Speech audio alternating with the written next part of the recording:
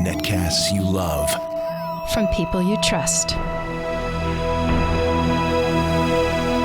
This is Twit. Bandwidth for Triangulation is brought to you by CacheFly at CacheFly.com.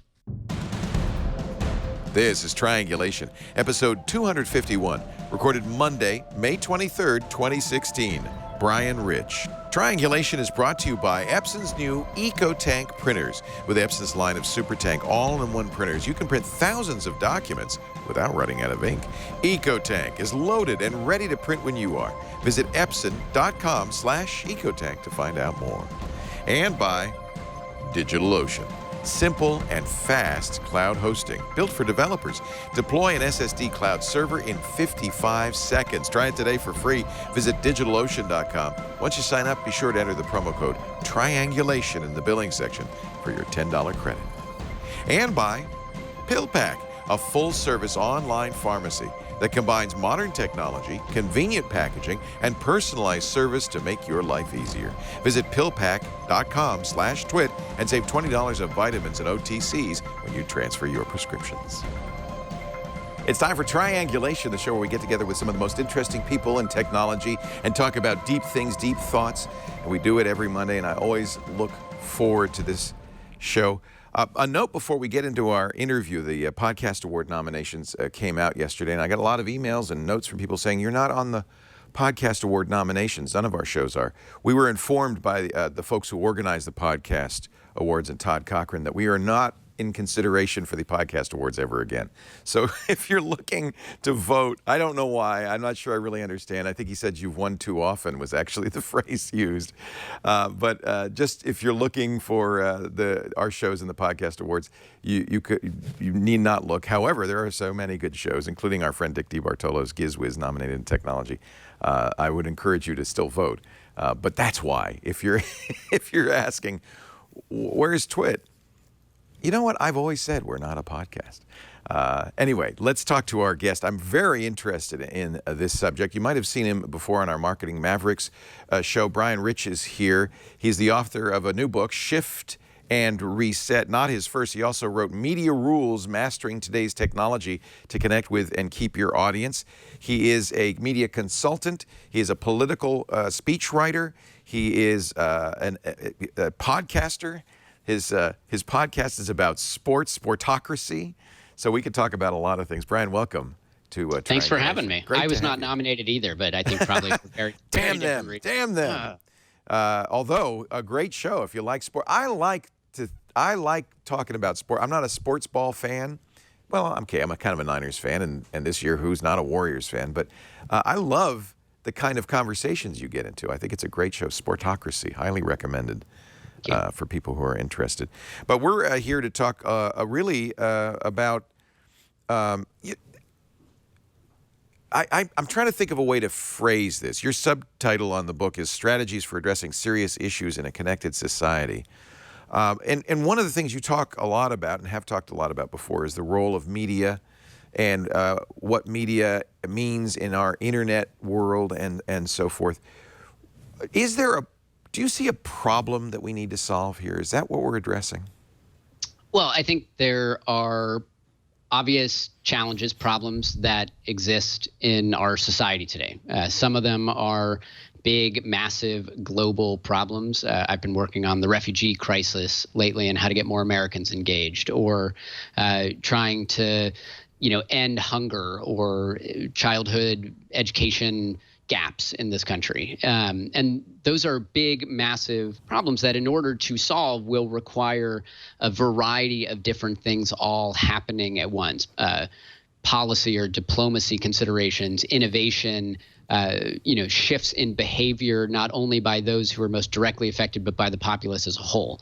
Now, but if you back out of that, to get any of those things done, to change policy, to change behavior, to, inform the way people think and act and make choices that are going to be, more beneficial to them or to others, that's where media starts to become deeply involved, because the way that we get and share information and who we receive it from and the quality and the efficacy of that information, that is what influences everything else. And if our media environment, if the way that technology is shaping how we receive information or the way we process information or what information we get access to at all, then it certainly is going to have some influence on the likelihood and the trajectory of our path towards any of those things, how we shape the policy or what behaviors we change or just how we function and what we know about and what we don't know about. One of the topics that's come up of late is Facebook. Facebook, which started as a social network, the social network, is clearly wants to transform itself, and in fact, I think has transformed itself into a media company. Mm-hmm. And there are no rules for what a social network becoming a media company gets to do. And of course, there's a lot of concern that Facebook might tend to try to tip things one way or the other. There's concerns about the algorithm. At first, Facebook said it's completely computer-driven. Then we learned, oh no, there are humans involved with their innate tendency towards bias, unconscious or conscious. If most people are getting their news from Facebook, what does this mean for news? Well, I think there's two separate issues in just the question you asked. One is if people are getting all of their information from Facebook, what does that mean? The short answer to that is, unfortunately, and this is true in an algorithmic-driven world generally, we're going to get a lot more of the things that we already know we're interested in and we like. We're primarily going to hear from the people who have similar views. The filter, which is the filter bubble. Filter bubble, yeah. And that's totally fine, unless, of course, you want to change the way that you think or evolve. Right. It just solidifies your existing beliefs. It's confirmation bias. I'm not sure I agree with Eli Pariser, because I feel like, on the other hand, the internet has given us, and I'll give you, I'm sorry, I cut you off. You have two, but the internet has also given us the opportunity to hear many more voices than we've ever heard before. 100%. No, and I agree with you, and I think, in a lot of ways, the dust up last week about the Facebook feed and conservatives coming in, was sort of the wrong conversation, the wrong question to put to Facebook, right? So if Facebook has in fact figured out, as we have seen some evidence of before in research that's leaked out or some things that they've talked about, that they do understand how we get information and how to manipulate our feelings and all of that at a level or at a potential for direct intervention and impact beyond what we had previously known before, then the question should not be should they or shouldn't they. The question is, what does that mean to the rest of us, right?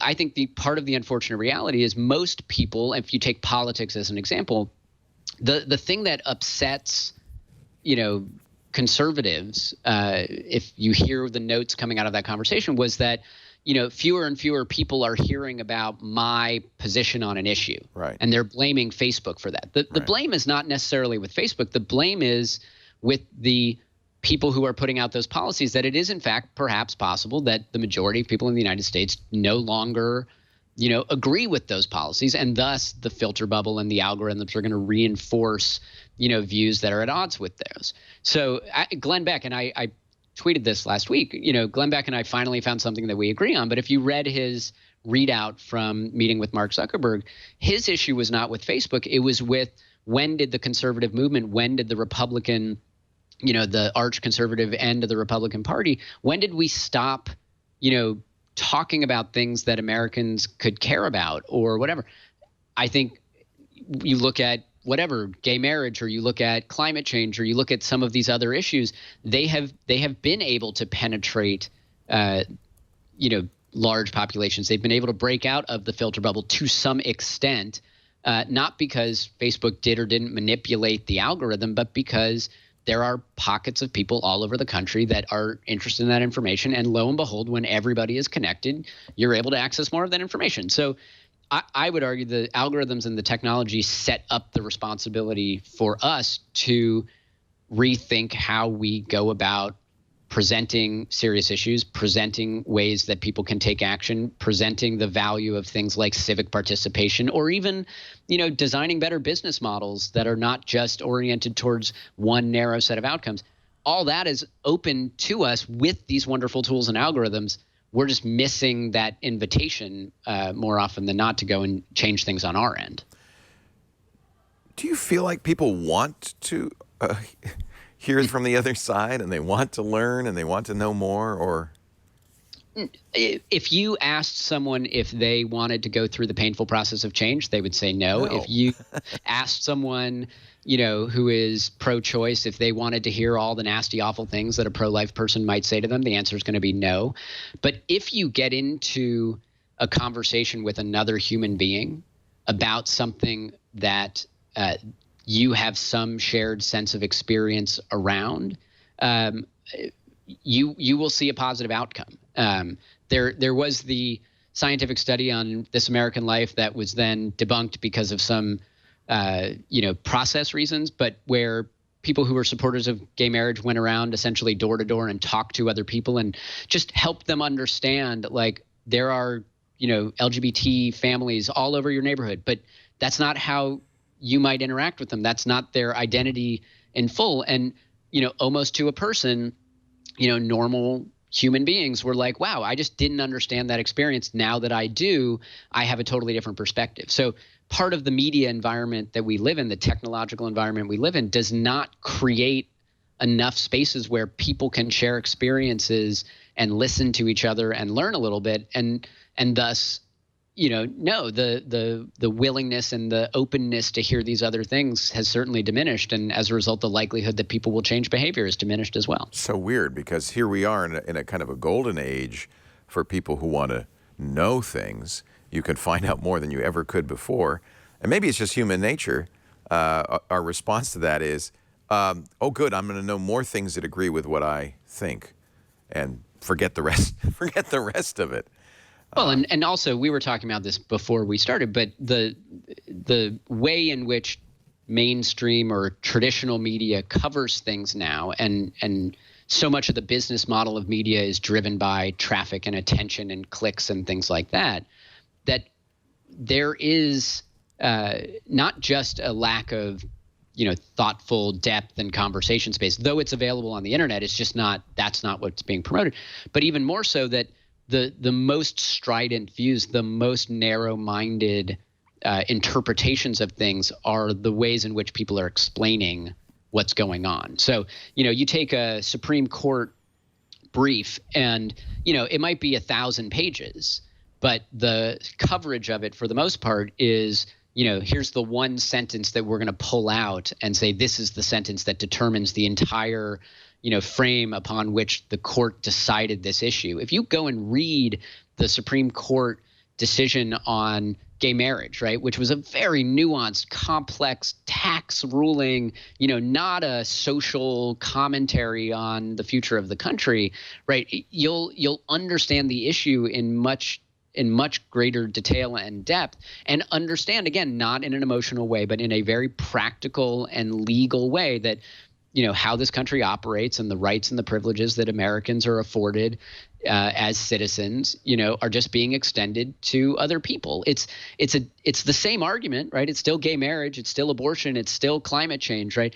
But through a different lens, it takes on a very different perspective, and then people are able to process it differently and respond differently. That doesn't mean everyone will change, but we should not be soundbiting each other to death. We should be learning more and imparting knowledge, and that knowledge is going to drive behavior, good or bad, but still behavior changes, which is, I think, ultimately the goal. We're talking to Brian Rich, his new book, Shift and Reset, strategies really for nonprofits, for causes, for people who want to change the world, to use this new media landscape in a way that gets the word out and helps you build consensus. And not to be swept away by it, I guess. And it does require a little bit of a shift and a reset in the way we think about things. We're going to take a break and come back with more with Brian Rich. Our show today brought to you by Epson. Here's an example of a company that has decided to shift their thinking. Epson has created the new EcoTank printers in response to consumer demand. Consumers said, hey, we don't want to have to run out and buy more ink cartridges in the middle of a print job. We'd like to have enough ink in the printer so we don't have to worry about that. They created the new Epson EcoTank line of printers with ink tanks, not ink cartridges. An innovative refillable ink tank. Imagine this, the ET4550. This is the one we have at home. Lisa said, I have to have this. Comes with enough ink to print 11,000 pages or 8,500 color pages. That's about 50 ink cartridge sets. For most people, that's going to be a couple of years between purchases. And when you do go out and buy ink, and I love this, you're not buying a cartridge, you're buying these ink bottles, or if the big printers, it's ink packs that cost 80% less. Less waste, less expense, more printing for your buck. I love it. And of course, all these printers are great printers. They have the precision core technology, which I've told you about before. This came down from their industrial printers. 40 million drops of ink a second, little picoliter drops, vivid colors, crisp black and white text, and all the things that only inkjets can do. No startup time, auto two-sided printing, 30-page auto document feeder. These are all-in-one printers. And by the way, wireless. And I love that, which means not only you could print anywhere in the house to your printer, but you can print from tablets and smartphones. They support all the protocols. They support cloud printing, everything. I just love these printers. They just released their Creative Print app. I don't know if you've seen this, but it makes it easier to print your Instagram and Facebook photos right from your phone. You download the app. You can create personalized photo collages, custom greeting cards, stationery, coloring book templates. You can even print directly onto DVDs and CDs, like do the labels. Be creative on the go. Print from your mobile device to a variety of compatible Epson all-in-one printers right within your wireless network. Epson.com/Ecotech. I want you to check it out. Epson has shifted the way you think about ink, and I love it. Epson, EPSON.com/Ecotech. We do thank them so much for their support of Triangulation. Brian Rich is our guest. His new book, by the way, it's spelled R-E-I-C-H if you're looking for it in the library or the bookstore. Shift and Reset, Strategies for Addressing Serious Issues in Connected Society. I'm going to give you a pass because you're talking about nonprofits, you're talking about important causes, serious issues, but you probably are getting a little bit of the criticism that isn't this just trying to manipulate the media, to be a better propagandist, use new social networks to trick people? So I would use the word manipulate in a more favorable light. But yes, no, it's not to trick anyone. It is to rewire the way they think. It is to redesign the way they act. And look, it's not just for nonprofit organizations and do-gooders. The reason I talk about serious issues is because those are the things that are most important to all of us, right? We are ultimately going to care about our health, about our families, about what's happening in our community than some abstract issue on the other side of the world. But if we understand how everything is connected and the Zika virus and the discussion about whether or not to cancel the Olympics is in fact a health issue that will very quickly be affecting the United States, then we will consider that whole conversation in a very different way. So, we have to, people are not necessarily going to act in their best interest or the interests of the community without some nudging, some influence. And there's no reason, if we have figured out how to nudge people to buy one soda or one car over another, that we shouldn't be doing that for things like getting more involved in civic affairs or turning off your lights so that we don't burn all available remaining natural resources on the planet. Like, I'm not a do-gooder. I'm focused more on the behavior and the role that media and information play in how we function as humans. That's true regardless of sector. Yeah. Where do you start? You say half the battle is knowing your audience. Well, yeah, look, the title, the shift and the reset are distinct elements, and I think that's important to note. So the shift is a shift in thinking. So the shift in thinking starts with who are you talking to and what do they do and what do they believe and what influence can you have ultimately on that and how do you go about it. But the reset piece is equally important because if you as an organization, whether that's a for-profit or a nonprofit, government, a media company, whatever, if you keep functioning the same way you have previously and try to talk about issues differently or engage audiences differently, you're not going to be successful. So you need to both understand the audience, where they are and where you can reasonably move them. But you also have to recognize that, the responsibility to change and to go about how you engage these audiences is equally shared by you. If the audience needs more depth and explanation, you need to be a more substantive organization. If the audience expects, policy, you need to help develop policy, whether or not that's your business per se or not. So, yeah, it starts with what you know and what people will do and how you manipulate that. But that's not just, the audience is wrong and they don't know how they should be behaving. That you got to meet in the middle here and reset your way of doing things as much as you shift the way other people are thinking and talking about stuff. So there's nothing wrong with persuasion. No, in fact, persuasion, is the core of who we are as human beings, right? If we just went about our business without any influence, who knows what that would look like, right? But it would be very different than if people tried to show us the better option, the alternative, right? The challenge is, and particularly true in, say, the data age, right, is there are some morals and ethical considerations about what types of behaviors you should and should not encourage, because it's frankly much easier to encourage people to take individual selfish behaviors, things that benefit them but maybe come at the expense of others. But it is objectively better if we can find ways for people to act that at very least benefit them and benefit everyone else, as opposed to everyone just being selfish and only taking actions that are beneficial to themselves. So that is true on an individual level and a organizational or company level. You might sell a whole lot of cars, but those cars may result in a bunch of people becoming sick or getting run over. That is not going to last very long as a way of operating in society. So we have a very short-term mentality as a society, as everyone knows. Part of the conceit in a shift and reset connected society is that we have to play the long game a little bit better. Ah, interesting. The reason I'm a little allergic to the idea of persuasion is goes back to the turn of the last century, Edward Bernays, and with the rise of mass media. Bernays, who's often, I know you know his name, of course, considered the father of modern public relations. And, for instance, was able to sell cigarettes to women. He was probably the #1 person making it okay for women to smoke with his very sophisticated media strategies. He was one of the first to use mass media effectively.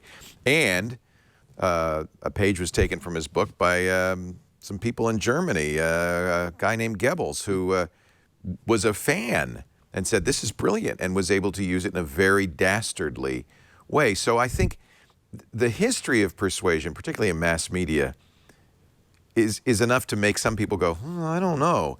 And now, don't we have better tools than ever before? It's almost as if I'm worried about the new Edward Bernays coming along and saying, hey, let me show you. In fact, we might already be seeing that. I think in the national election, I think the presidential election here in the United States, it's going to come down to who is best able to use the new media. Well, not just in the presidential election. Look at ISIS and the way that they have been able to shape that. Now, here's what I would say in response to that, though. We could say, we should not be using media for persuasion, but that's, we're not necessarily going to get that genie back into the bottle.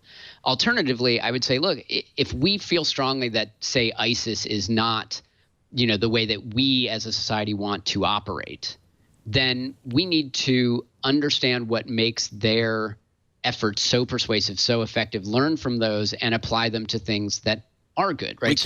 We can't cede social media to the bad guys and say, hey, we can't cede any media. We can't cede anything. And the thing that ISIS and violent extremists in general have been extraordinarily good at is not turning everybody into a religious zealot or somebody who's fighting for the cause, but these very small tweaks, right? They've figured out how to identify people who are fitting the patterns of those who are depressed or feel isolated from society, and they're able to radicalize them. In fact, the the trajectory right now in the United States is not to turn people into ISIS fighters and recruit them, but just to foment violence and terror because they know that it unsettles everyone, right? Well, there are a lot of people in the United States who fit the profile of someone who could be encouraged to go commit an act of violence against somebody else, not because they are, fighting for ISIS's beliefs, but because they just fit the profile of, all of that, all of that stuff. So they're operating on this very sophisticated media behavioral connected level. And most people are responding by saying, that's not good. That's not the way we play the game. Like, game has changed, people. Right. We need to get better at the game. And, if the opposition is doing it a certain way, then do it. You mentioned the Warriors earlier, right? People have started, the Thunder in particular right now have started to figure out how to defend the Warriors. So their advantage has diminished. That doesn't mean they're not talented. It doesn't mean they don't still have a lineup and capabilities that are not good matchups for everyone else. But you can't just go and play the old game and expect that you're going to win when someone comes at you with a different view. It's true in every single sector of society. And for some reason, when it gets to the serious stuff and the civic stuff, we're just like, no, like everybody should care about the good stuff because it's the good stuff. That's ridiculous. That's lazy. You can count me in that group because I feel like media can be used to inform or persuade, and I prefer it to inform than to persuade. But I also understand your point. One of the things that concerns me is that new media seems to lend itself particularly well to the politics of resentment, to the disenfranchised, to the kinds of things ISIS is doing. And do they have a natural advantage? Well, I think they have a natural short-term advantage, but not necessarily a long-term advantage. So change and policy development and rulemaking and the overall functioning of society happens on the slow arc. The short-term benefits from the anger and the ignorance and the quick and easy actions, right? So you will go through a period of upheaval and tension where it appears that the narrow voices and the dangerous things are winning, and that's what society is all about. But you have to keep an eye on the longer term stuff and remember that the vast majority of people do not follow that set of beliefs. Even if there are people who follow that set of beliefs, they aren't to the point where they're going to go and take action, right? There are a lot of angry people in this country. They're not all going to go shoot other people, right? Because that's just not who we are as Americans. It's not who we are as human beings. But if we do allow that to advance too far and we condone or we don't engage when people take those actions, then yeah, that can change the long-term trajectory as well. But right now what happens is a lot of awareness and a lot of noise and a lot of frustration, but it ends up leveling out and we get better laws and communities that draw closer to each other. It's just kind of hard to wait out the long term when that awful things are being said and real violence is being conducted. And in politics, right? If you allow the short-term voice to become, say, president of the United States, then that is an awful lot of power that person has in lawmaking, in relationships with foreign countries. We have seen every president shape the trajectory of the country, not just in the 4 or 8 years in which they were in office, but for generations to follow. Do we want to go down that path where the narrow-minded and the short-termism dictates things? I would argue no. And that's where the danger lies, is if you upset the long-term arc because you let the short-term have too much influence. I don't want to get too political, but if you look at both Sanders and Trump, they are absolutely capitalizing at this point on the feeling of frustration that people have and of disenfranchisement and ultimately of resentment. And as you say, this could have a long-term effect. So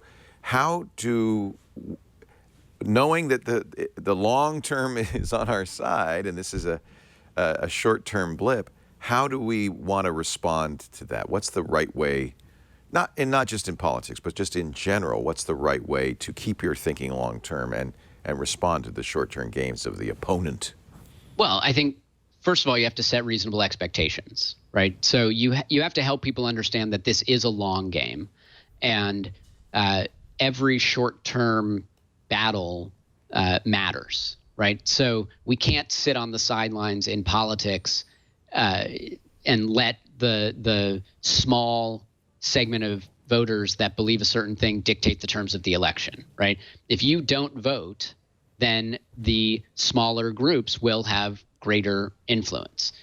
We have, 40, 45, maybe 50% voter participation in this country. That means a lot of people who are affected by the policies, positively and negatively, that are being talked about right now are going to be affected, and they should have an active role in that. So that does not mean you're going to stop people from saying awful things or encouraging, the building of a wall just because you defeat a candidate right now. All the more reason you have to use this opportunity here to say, this is your moment to become engaged as a voter. This is your moment, to become civically involved and understand that, over the course of time, you'll be involved.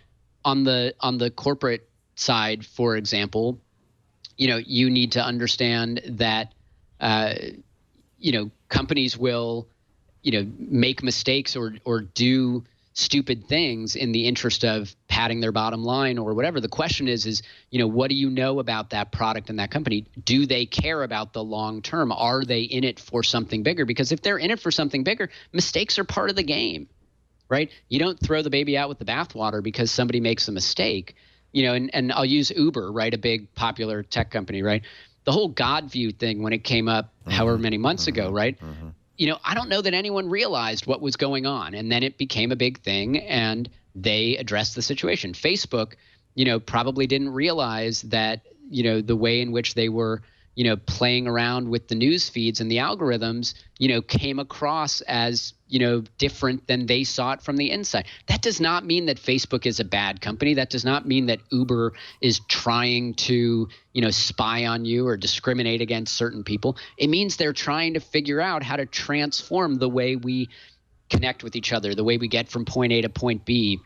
Those are big, long-term ambitions that, in the world today, we focus so intensely on these short-term things that we lose sight of the larger stuff. So I'd rather have you use Uber and use Facebook and like a lot of things and see how it changes and give feedback to Mark Zuckerberg, who clearly seems to be listening, right, and taking this very seriously, than sitting on the sidelines and shaking your fist and being like, that guy's trying to screw me, I'm out.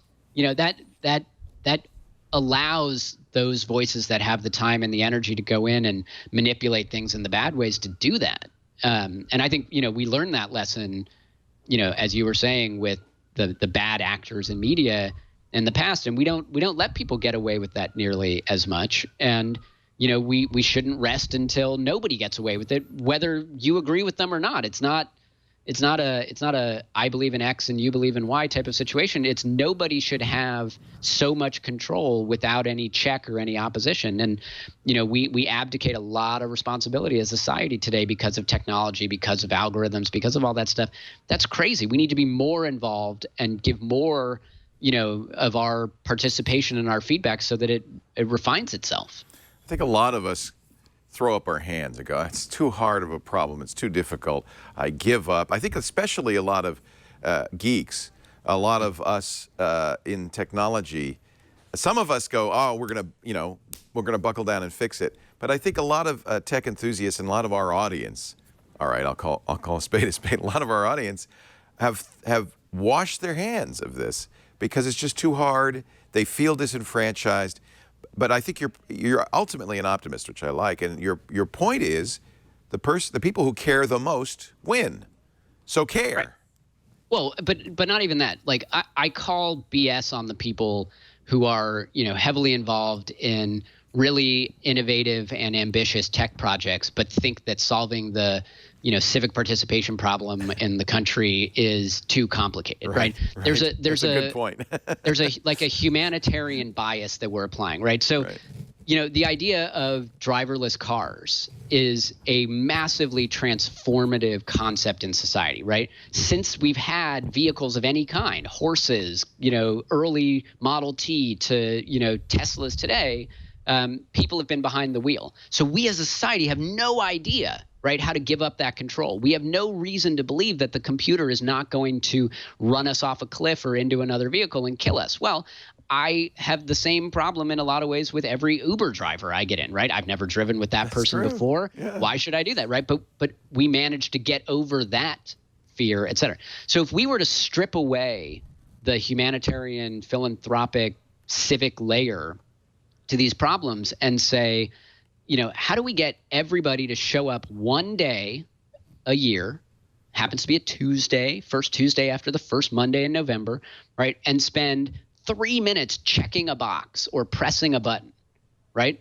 Oh, but it's more than that, because heaven forfend you go in and say, that one. You gotta read and learn and research. I mean, it's right. I mean, so this isn't that easy. There are other but there are a series of challenges that lead up to that. But everybody keeps solving for the wrong problem. They keep saying, oh, well, we can't have electronic voting because there's a security issue. Right. Well, there wouldn't be a security issue if everybody voted, because then there would be no need to manipulate the results. Oh, good point. Yeah. There would be, part of the reason.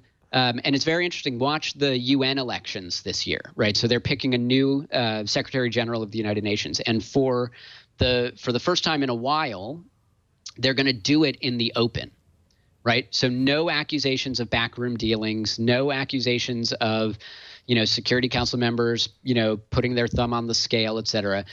Everybody's going to have to sort of show that they want this direction or that direction for the United Nations going forward. And a big reason for that is because people have lost faith in the United Nations as an entity and its ability to influence the most critical issues facing the globe, right? Well, you can't take a bribe, you can't hedge your bets, you can't do those things if you're going to be held somewhat accountable. So what is our equivalency of accountability? If you're an Uber driver, you get rated. If you get rated poorly, you're not going to show up on the app when I'm looking for a vehicle, you're not going to make money. So don't act like a tool and you will get a perfectly good rating, you will make money, and the system will function well, right? If you don't, deny people access to things, more people will want, to become involved. So it all goes back to this idea of the long term. But we look at these challenges like solving the refugee crisis or ending hunger or getting voter participation.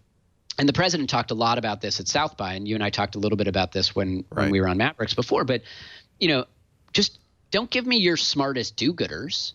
Just give me your smartest people, right? Google sits around all day long. Facebook sits around all day long. Palantir, whoever, they sit around and they go, I want to solve the most complex problems that exist in the world. Well, I got one for you, and it's called voter participation. It's so much easier to write code to solve a problem than it is to solve these soft, squishy things called humans.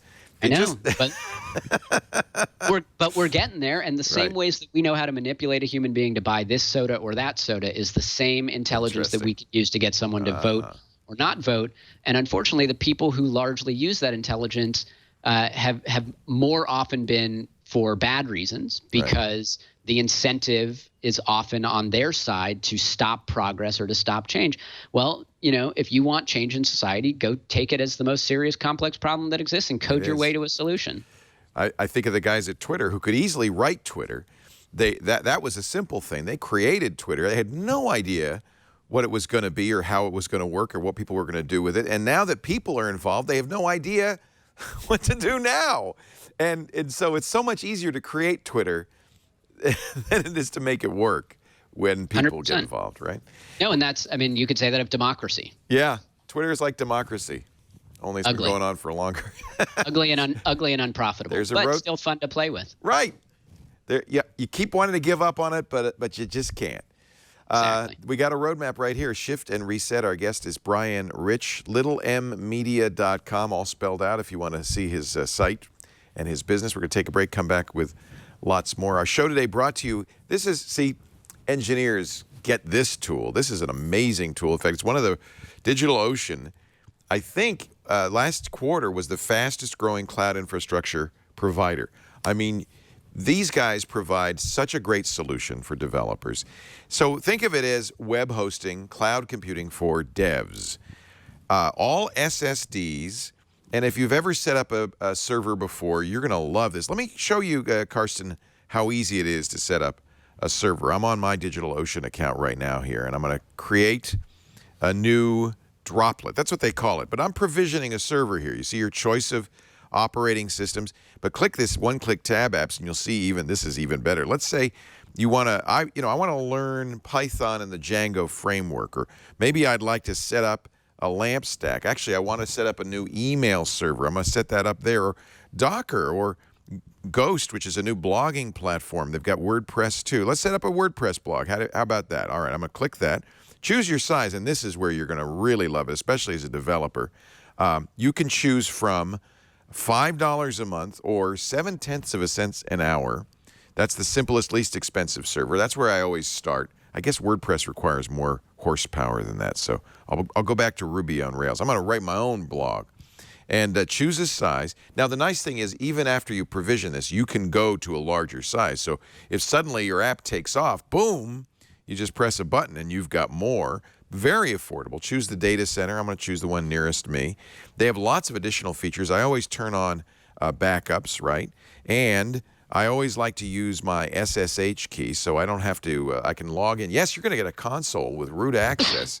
Root access to your own server. I can name it if I want. Watch this. Press the create button.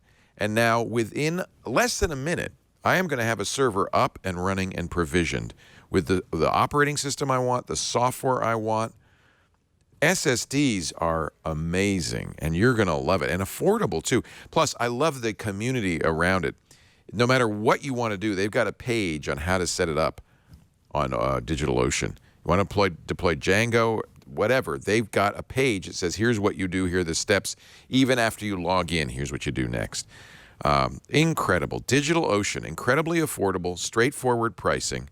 Servers start at $5 a month. Keep showing this. No, don't go to the page. Show it, because I want people to see. They're going to think I'm doing something funny with this. I want them to see in real time this droplet being created. I'm provisioning a server here. You can create an account, and we're going to actually give it to you for free for the first couple of months. When you go to DigitalOcean.com, create an account. They're going to send you an email. That's done, by the way. I now have a Ruby on Rails set up.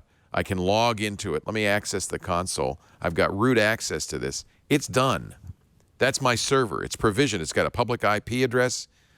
It's done. Don't you love that? Here's the deal. Go to DigitalOcean.com, create an account, confirm your email. See, because I have my SSH key, I can just log in. It couldn't be better. You're gonna love this. Create an account. Once you confirm the email, you can then put the promo code Triangulation in the billing section, and you're going to get a free $10 credit. So that's plenty to get you started and playing with this. Father Robert has a droplet. Aaron Newcomb has droplets on DigitalOcean. Randall Schwartz uses this for his Perl development, and I think he's doing a lot of Python now. Over 600,000 developers are using DigitalOcean. Whether you just want to try, I use it because I'm not anything fancy. I just like to learn languages and learn techniques. I use it for that. And it's fantastic. But if you have an app and you want to write it, a web app, and you're going to put it up online, and you can do that too.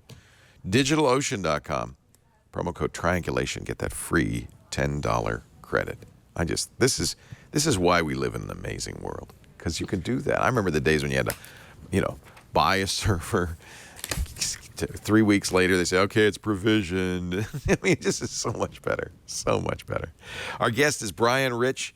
He is the author of Shift and Reset, Strategies for Addressing Serious Issues in a Connected Society. It's a roadmap for companies that have a message, they want to do something, they want to change something, but they need to understand what is a very different media landscape. Very, very different. Let's get a roadmap. Let's get, I know you're going to have to get the book to really get the whole thing, but Brian, I'd like to know, let's say, I have an idea that really is going to change the world.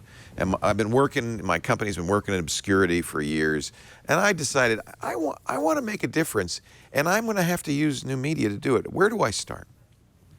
Sure. Well, so there's a couple of steps in the process of getting people engaged and to take the actions you want or the behaviors you want. The first one is awareness, which I think a lot of people confuse awareness with everything else, right? So people, first of all, need to become aware of not just who you are, but what you're doing and its relevance in their lives.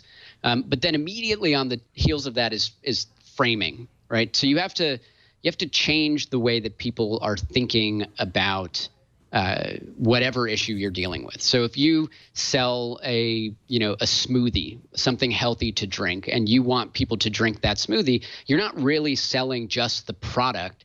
You're actually selling a set of behaviors that make people healthier, an investment of time and money and understanding of all that. So you have to make them aware of the fact that they could be drinking healthier, but then you also need to help them understand why the situation they're in needs to change in a certain way. Follow that up with education. People really need to know. So the problem with awareness is it's fleeting, right? Puppies. I love that. I'm scared of that. I'm, social pressure from, the fact that all my neighbors are doing X, Y, and Z. That stuff wears off, and we have tens of thousands of competing messages that are coming at us all the time. So you really have to embed knowledge, understanding of what it is that these issues are and these products are. Once you establish that, then you just need to direct people down this different path. You need to, show them how and where to buy the product. You need to teach them how to drink it. Sounds really crazy, right? But do you need to shake it up before you open it? And if you don't, are you going to miss a lot of the benefits? Do you need to drink it for 6 weeks before you're going to see the benefits of it? Do you need to also exercise, right? That setting of expectations and that directing of very explicit behaviors is super important. All that stuff is outlined in the book, but the key again is, you need to know the audience, not just who you're trying to reach, but the life they're leading and the opportunity to change the behavior, the opportunity to insert what you're doing into an existing pattern of behavior. So if you're Uber, right, you know that people are already getting from point A to point B, and you know that it would be way better if I didn't have to stick my arm out when I leave my building in New York City and hope that a taxi comes by, as opposed to having a vehicle come to me wherever I am, whenever I want, right? So you're not training someone on something entirely new. You're just modifying what they're doing in a little bit.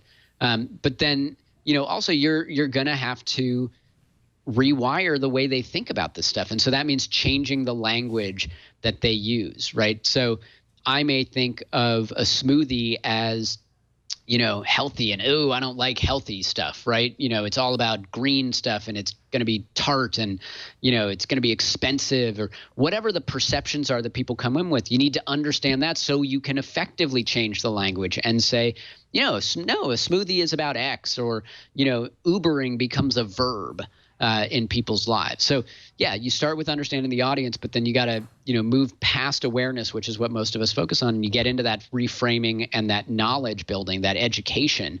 And once you have that, now people are hooked. And then it's just a matter of, how do you want them to activate? How easy can you make it for them to activate? How can you sustain the quality of that activation over time, right? Because if I have a great first experience and then I have a crappy second experience with you, I'm probably not going to come back for a third. But if I have 10, 15, 20 good experiences and then I have one bad experience because just whatever happens, I'll give you another shot. We build up some resilience as humans, as individuals, and we're not thinking that way. We're thinking everything again as this awareness, and wow, people talked about us, they buzzed about us, but did it sell more product? Did it get more people to the polls? Did it increase donations? Did it reduce the number of hours people sat on the couch eating pork rinds instead of walking around and lowering their blood pressure, right? There are measurable changes, and it's not in awareness or clicks or social interactions. It has to be tied to these behaviors. Do you think companies are getting good at this? Are they learning this, or is this kind of a revelation? And who's good at it? Well, look, I think Amazon, for example, is great at this. I imagine the companies that grew up in the digital world are going to be digital natives, right? The interesting thing about that is I have talked to an just enormous number of startups who do not keep data intelligence on their audience that would allow them to understand how to tailor and personalize and normalize the behaviors that they want people to take. What should they be measuring? What do they need to measure? Well, I think you need to measure not who someone is demographically and psychographically, but how they act, right? So, if you looked at my, data on the back end, you would probably glean that I am 38 and married and, Jewish, but not like super active. And I live in New York and, I'm married with 2 kids and a sports fan, and particularly in this case, a Seattle sports fan, because I grew up in Seattle, right? But you wouldn't necessarily understand the influence that those different things have on different decisions. And I'll give you an example that I think is really telling and really disturbing. So I am a Seattle Mariners fan, which means every day I watch, listen to, track, and tweet about or post about what's happening with the Seattle Mariners, and particularly this season where we're feeling pretty good about ourselves at this point. That's something right? that traditional marketers would not have gleaned from your zip code. All the other stuff maybe, but not that. Bingo. So every year the Mariners visit the Yankees in New York and play 3 or 4 games. And I buy tickets to those 3 or 4 games. And I probably don't buy tickets to any other games. Maybe every now and then, because my kids are baseball fans, my wife's a baseball fan, so we all like to go to baseball games. But I guarantee you I am going to every Mariners game within 200 miles of New York City, right? Have the Mariners ever sent an email to me when they're coming to, say, Baltimore last week and said, Brian, wouldn't they want to know that? Yeah, like, we can get you in to see your team, right? No, the Yankees look at that data and say, Brian buys 4 games a year. That makes him, 4X the fan of most Yankees fans, casual Yankees fans, who buy 1 game a year, right? So they're like, this is great. Let me sell them a 20-game plan. And you'll never buy it. I have zero interest in the Yankees, even though my son loves the Yankees, right? I have zero interest in the Yankees. Isn't that interesting? But I would buy the Mariners. So it's not just the actions, the data points, right? You have to understand the context of the behavior. The context of the behavior goes all the way back to, I grew up in Seattle. I've been a Seattle fan forever, right? Et cetera. The same reason that I cannot at present be a huge fan of the National Basketball Association is because a bunch of years ago, Oklahoma City came in and stole our team. And so it's not, sports fandom, right? It's not like, objective. Oh, I'm just, they look like an interesting team. I'm going to be a fan. No, like that's like losing, an appendage. It's like losing, a first love, right? The team was stolen. So I'm not going to just forgive the National Basketball Association and say, oh, yes, of course I can be a Thunder fan, or, I might be excited by something, but excited is awareness, right? I'm not going to buy a ticket to a game. I'm not going to buy a hat. I'm not going to, pay for an app. So what should the Mariners do? How should the Mariners capitalize on you? It just sounds to me like maybe spy on you more. Well, I think part of it comes from, they're probably already spying on me. Everybody is. But actually looking at that information. Using the data they already have, you're saying. And understanding the connections. And then, come up with different products, right? And again, these products do not have to be things that just cater to the reality that I'm in. So Major League Baseball has an incredible app that I pay for every year that allows me to watch or listen to my home team coverage wherever I am, whenever I am. MLB should know exactly who you're a fan Absolutely, right? But how about if I am a fan in New York, right? There are no stores where I can go and buy a hat because they're all stuffed with Yankees and Mets stuff, right? How about you mash up with Amtrak and you say, hey, we can get you down to that Baltimore game and back today, or we can get you to that Phillies series, or that's a multi-$100 buy that they would have if they just somehow could get to you and knew it and could get to you. And it would work, frankly, just as well if you were the Mets targeting a Mets fan in New York City, because on an average night, maybe the stadium is 40% full, right?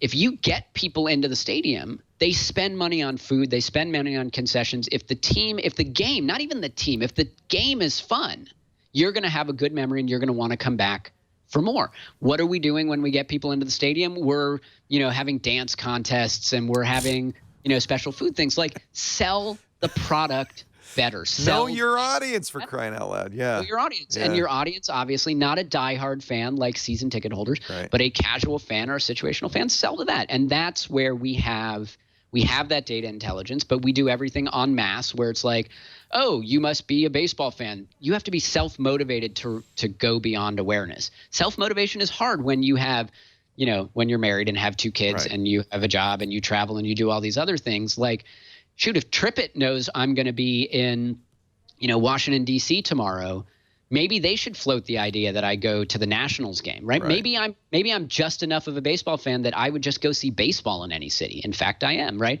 If TripIt knows because I bought on, Amtrak.com, then Major League Baseball and the Nats and everyone else should know as well, instead of me having to go look and do all the heavy lifting to decide this is the choice environment I want to be in. It's that simple. Well, and the irony of that is I think a lot of us who don't like the idea of Google snooping on our mail to give us better ads mostly don't like it. We may not know this, but I feel mostly don't like it because we're getting crap recommendations. And if all of a sudden everything we saw online, every ad we saw was on the sweet spot of, oh, wow, I would love that, I think we would be much more likely to welcome them. But now you've raised a specter, though, that I could guarantee you people are going to say, well, I don't want TripIt to be sharing with Major League Baseball information about my travel. I don't want, this is exactly what people are afraid of, why they block third-party cookies, is because they don't want this kind of sharing of information. Well, no, I think the reason people block third-party cookies is for the reason you cited, that the people who are doing the advertising are terrible at it. And so there's no reason to... Even Amazon, I get recommendations for stuff I bought. That's not a recommendation. Exactly. That is an eminently solvable problem that the market for advertising has not been incentivized to solve, right? So the people who do advertising make their money on volume, not on conversion. Yeah. When you sign up for conversion, very quickly that would change. It changes the dynamics of the relationship. It costs a little bit more to get someone, but isn't the goal of going into business to sell stuff, not to have more people be aware and then not purchase your stuff? And this is, so when I talk about this, and it's in the book, it's the difference between counting up and counting down. So the way we measure success is, I got 1 million people to do something, right? That's a big number. Unless you consider that there are 320 million people in the United States and over 7 billion people on the planet. So good for you that you got 1 million people to do something. But what percentage of the people that you were trying to get, or what percentage of the people who were capable, eligible to do the actions that you want, how many of them actually did it? So instead of counting up and celebrating how many impressions, how many clicks, how many minutes spent, how about you go, could we get every single person to take a simple action, right? And if you go back to voting in politics, Connecticut just came online, the 5th state in the nation to do automatic voter registration, right? We had not figured out how to compel people to motivate them to participate in the civic process. So 5 states have removed that barrier completely and said, when you turn 18 and you are eligible, you are registered to vote. Now, that does not mean you're going to vote, right? But now we have one fewer problems in the state of Connecticut to solve for. Right. We don't have to get people to register and make sure their paperwork's updated and their address is correct.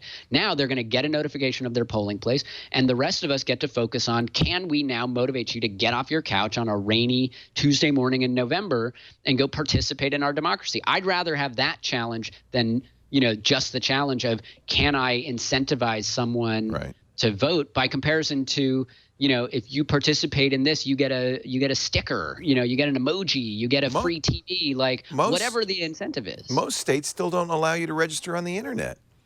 No, and it's bizarre. And they cite silly reasons having to do with things like security or user behavior, when in reality what it is people don't. There's so little voter fraud. It's a paper tiger. The people in power, and this is true in civic life and it is true in corporate life, the people in power and the people who have control of the market are terrified of what happens when it gets democratized.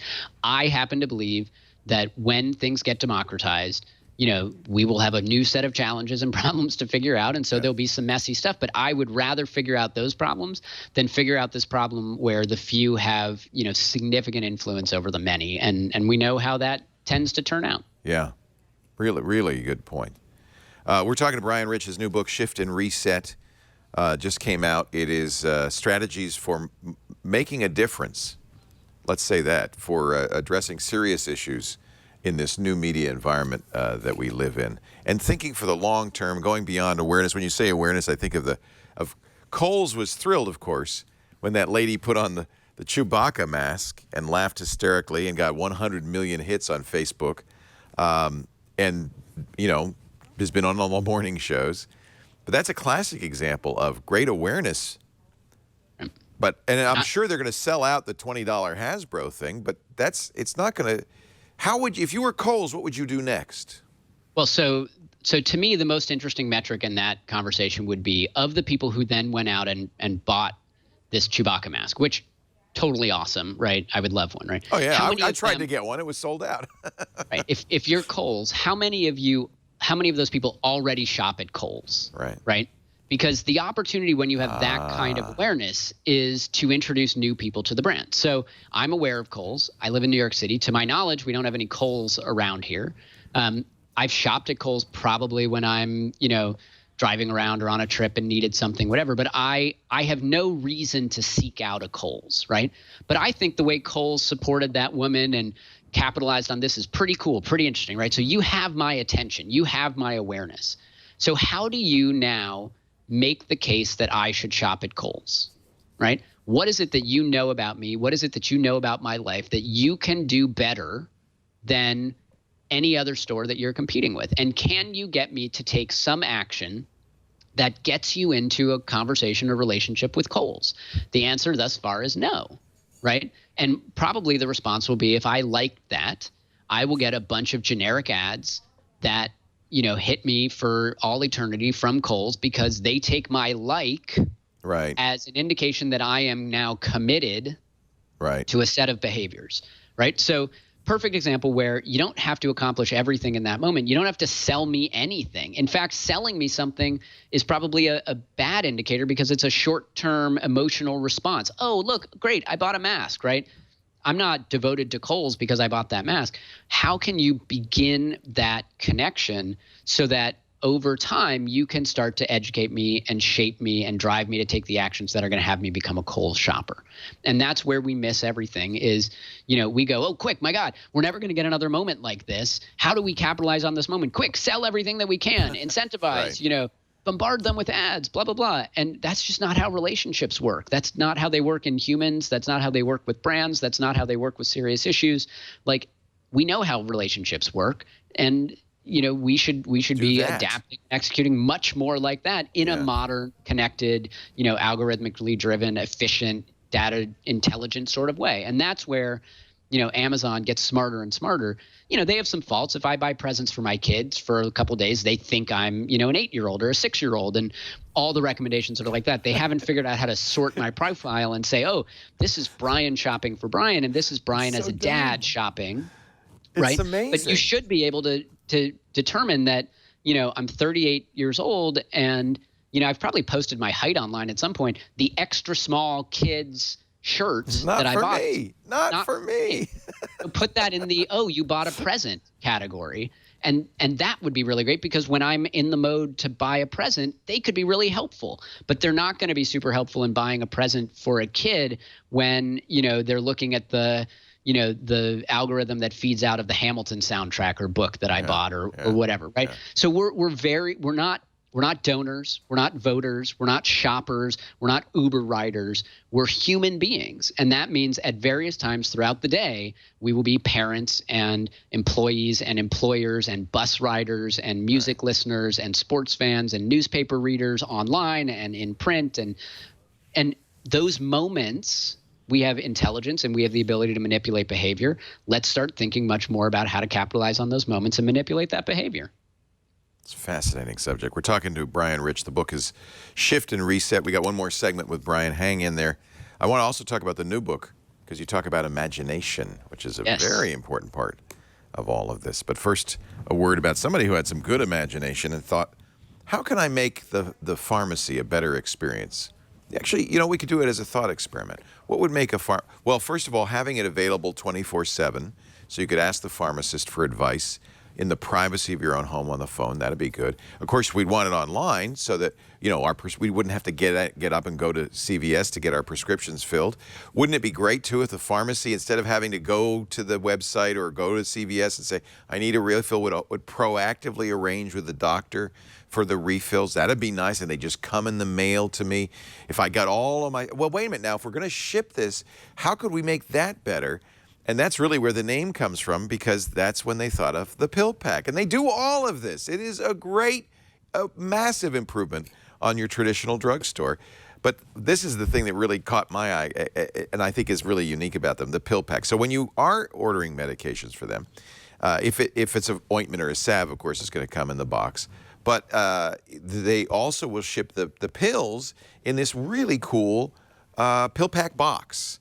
All right. Now, they're using sophisticated image recognition technology because, of course, they want to make sure you get exactly the right medications. In fact, to prove it, every box has a label with your name, the date, an image of your medication or vitamin or over-the-counter drug, the name, the dosing information, the prescriber, the prescription number, the exact quantity, and then dosing directions, easy-to-read dosing directions.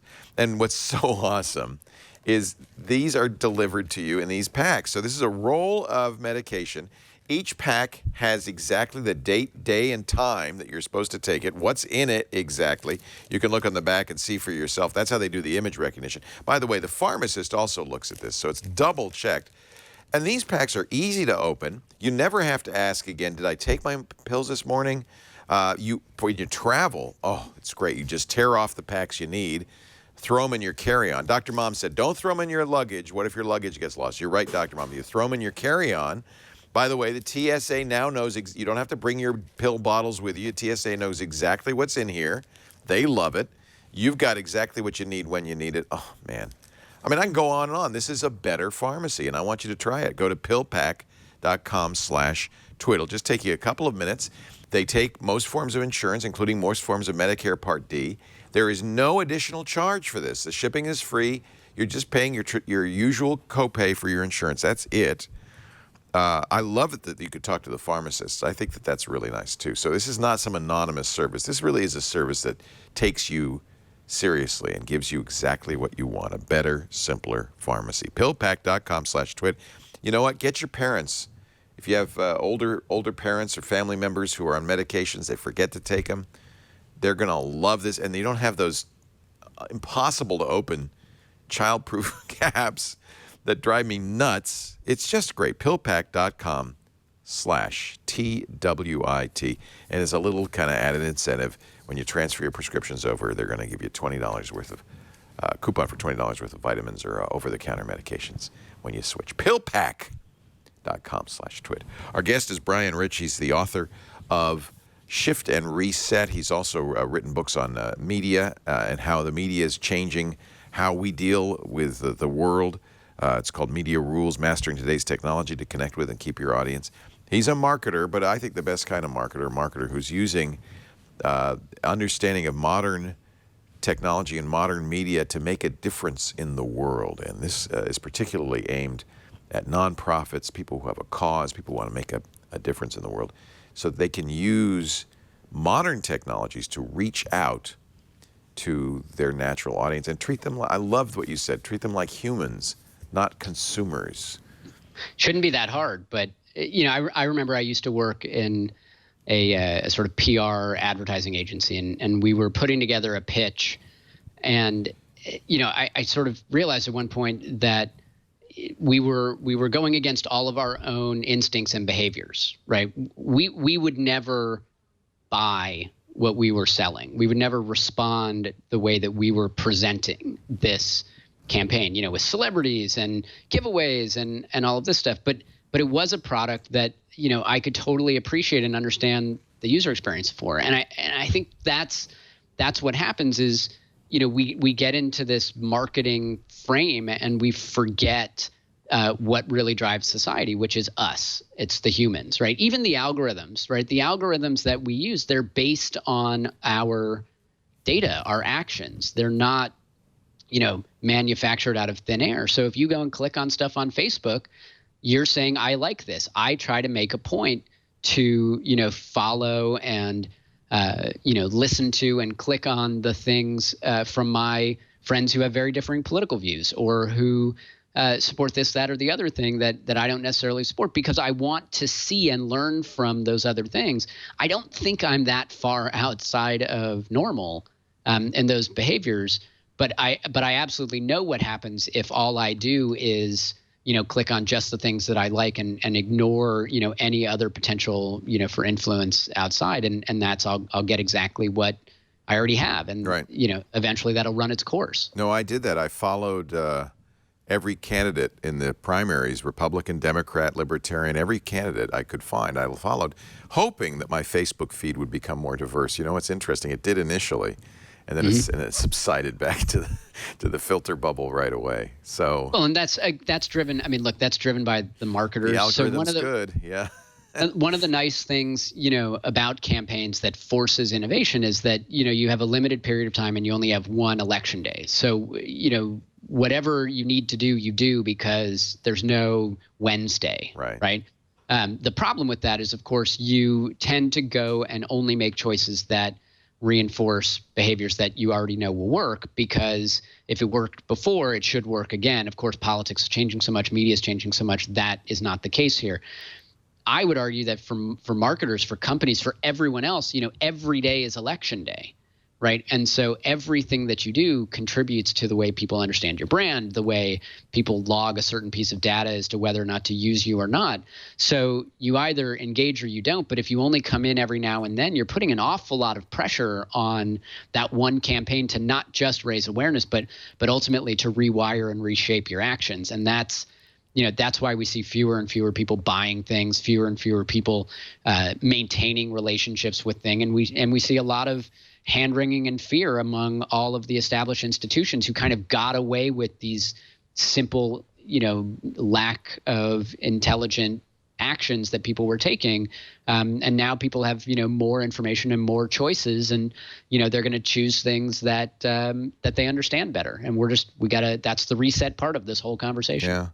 It baffles me that the digital generation of companies don't understand this better. Why aren't the recommendations on Amazon better? Why aren't the Google ads better? They're getting the information. They know everything everything they want to know. And that's where I think your next book might come in, because it might be a crisis of imagination, of creativity. Oh, no, absolutely. Right? So I would separate creativity from imagination, and I would separate imagination from innovation. Okay. So innovation is about constant change and constant improvement, which is very important, right? As a society, as any entity, as any business, right? You want to continue to improve, learn from your mistakes, and, capture new opportunities and figure out and make sense of all of that, right? But that constant incremental improvement and change is very different than shooting for the stars, right? And so you look at, and I mentioned them, at two different points, but I'll use two examples that I'm working on for the book. One is Elon Musk, who's probably the modern day person with the biggest imagination, right? He's not just saying, oh, I want a car with a better battery, right? He's saying, I want to be able to drive anywhere, anytime, maybe not even have to take the wheel, and have, an incredibly comfortable ride to do it. I want to be able to get into a little tube and shoot my way to San Francisco in 25 minutes, right? He's not building a better plane. He's talking about Hyperloop. Right. And, we may never get Hyperloop. That's okay, right? Because all of the things that inspires, all of the spin-off products that you've seen from the Tesla, the better batteries that are now being used, to create neonatal care units in sub-Saharan Africa, where there's no electricity and not enough sun to sustain traditional solar, whatever, right? Those things spawned from this idea of, totally transforming the way we drive. Similarly, I mentioned Hamilton in the last segment. The apocryphal story of Hamilton, which I've seen and, is probably as a Broadway nerd, I'm saying this and it's a loaded comment, but probably the greatest piece of musical theater, if not theater, I've ever seen. You're not going to get disagreement from me. I completely agree. Yeah. Right. So Lin-Manuel Miranda read a book and had this insanely imaginative idea, and everybody, including the author of the book, said, "You're crazy. Rap That's music? stupid. There's no way you can." And he said, no, like, I can envision what this looks like. And he went to work and he did it. Now he has talent beyond, right? But we don't dream big like that anymore. We have this imagination problem. We, as a society, crush imagination. I have an 8-year-old and a 6-year-old, and I have to staple my mouth shut watching them play, to not say things like, well, that would never happen. Yeah, don't right? we want to shut kids down? Oh, you got to get real, You're never going to get a job doing that. Yeah. You're never going to get into college doing that. I went to a great school. very artsy kind of high school. And I wrote these incredible, papers and sort of thought experiments that, would not have done well at all in a traditional school. And, I had an advanced chemistry class. I don't think I ever successfully balanced an equation in my life, right? I am not meant to be a chemist, but my teacher, that was not what she was there to teach. She was not there to make future chemists. She was there to teach people like me, how to use their imagination and how to think. And as a result, right, you are so lucky you had that teacher. Right. And so we as a society, we all have imagination. We are born with it. It is extraordinary. We drum it out of each other. And the reason I separated from creativity and things like innovation is you can structure innovation. You can put 10 people in a room and say, you have 30 minutes and here's an assignment, go do it. And you will get a different output than one that you've probably gotten before from those people. But that's not imagination. Imagination is, when you're in the shower and that crazy idea comes in, when you go for a walk in the forest because you've broken the pattern of noise and constant stimulation, and you just have this moment and your brain goes, what's going on? And, all of a sudden you're like, why aren't we like going to to Pluto to do X, Y, and Z? You will come back to the office and they will say, you're on crack. You are nuts, right? I don't know how to get to Pluto. It'll take forever. It'll cost too much. Don't even try it. And you'll say, no, like I saw it, like I had this vision in my head. That is imagination. And unless we close that gap and everybody starts to use their imagination more, we'll accomplish stuff, but we're never going to get beyond the end of our nose. We're never going to get, past a few more miles per gallon or another hour without a refill or, a better mousetrap. And I like better mousetraps as the next guy, but it relates to these big challenges that exist in the world. Like I imagine a world where we have no refugees. I imagine a world where we have no food insecure people in the United States. I don't know how to get from here to there, but that's the goal. And unless that's the goal and that's the ambition and that's where the imagination goes, we're not going to get there. So we got to start there with the big imagination. This is going to be a very important book. I can't wait to read it, and we'll have you back when you publish it. I hope so. Closing the Imagination Gap, fall 2016. But right now, you can get a lot of Brian's inspiration, great ideas, and a roadmap for you and your cause, your idea, your nonprofit, your company in this book. It's called Shift and Reset, Strategies for Addressing Serious Issues in a Connected Society. Brian Reich, it's spelled... Rich. I know it's Rich. I'm saying it Reich so they can find it, R-E-I-C-H, but we call him Brian Rich. And he is rich with ideas. Thank you so much, Brian, for your time today. Really interesting. Thank you for having me. Yeah. We do Triangulation every Monday, 11 a.m. Pacific. That's 2 p.m. Eastern Time, 1800 UTC. Tune in on Mondays, will you? Join us in the chat room. You're the third side of the triangle. We need your input. It helps me do a better job. But if you can't be here live, don't worry. Don't worry. We got on-demand audio and video after the fact at our website, twit.tv/TRI.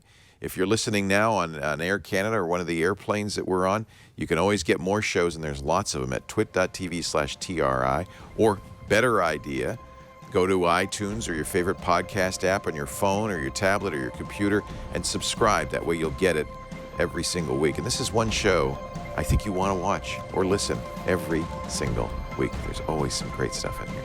Thanks for joining us, and we'll see you next time on Triangulation. Bye-bye.